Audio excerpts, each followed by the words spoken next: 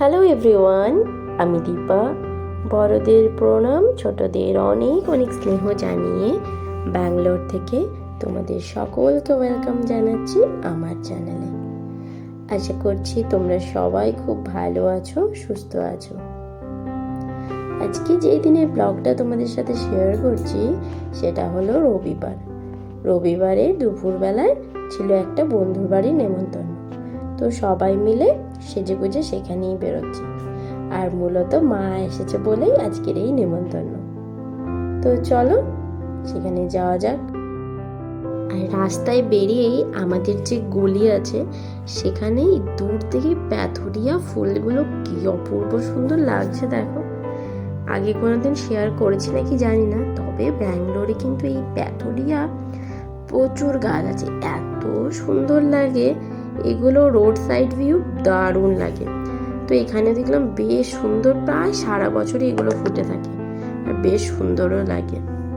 তো যাই হোক, বন্ধুর বাড়ি এসে আর সেরকম কোনো ভিডিও করা হয়নি, যেহেতু এই প্রথম স্টার্ট করছি, একটা শাইনেস ব্যাপার তো থাকেই। তো সেই জন্য সেই দিনে আর কোনো ক্লিপই তোমাদের সঙ্গে শেয়ার করতে পারছি না ওই জন্য। তো যাই হোক, এটা পরের দিনে মানে সোমবারে মা যে কচু শাক এনেছিল বাড়ি থেকে, সোমবারে এটা রান্না হয়েছে, তারই কিছুটা মুহূর্ত তোমাদের সাথে শেয়ার করব। আর কচুর শাক খেতে তোমাদের কার কার পছন্দ কমেন্ট করে জানিও তো। আমার কিন্তু ভীষণ ভালো লাগে। গরম ভাতে মাছের মাথা দিয়ে কচুর শাক এবার দুর্দান্ত লাগে। তবে এটা সবাই বলে ইলিশ মাছের মাথা দিয়ে বেশি ভালো হয়, তবে আমার সেরকম কোনো নেই। আমার তো মনে হয় নর্মাল মাছের মাথা দিয়েও যে টেস্ট হয়, ইলিশ মাছের মাথা দিয়েও।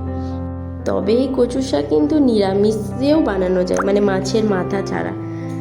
প্রসেসটা সবই সেম।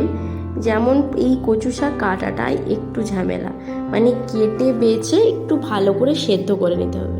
সেদ্ধ করিয়ে জল ঝরিয়ে রাখার পর তেলের উপর বিউলির ডাল, শুকনো লঙ্কা, 5 ফোড়ন দিয়ে, তেজপাতা ফোড়ন দিয়ে, আদা ধনে জিরে বেশ সুন্দর করে কষিয়ে, যদি মাছের মাথা দাও মাছের মাথাটাকে আগে থেকে ভেজে নিয়ে রাখতে হবে।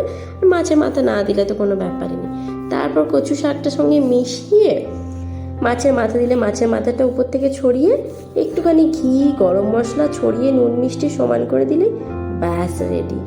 আর উপর থেকে একটু নারকেল ছড়িয়ে দিলে তো কোনো কথাই হবে না। তো দুর্দান্ত স্বাদের হয়। আমার তো এটা ভীষণ পছন্দ, তোমাদের কার?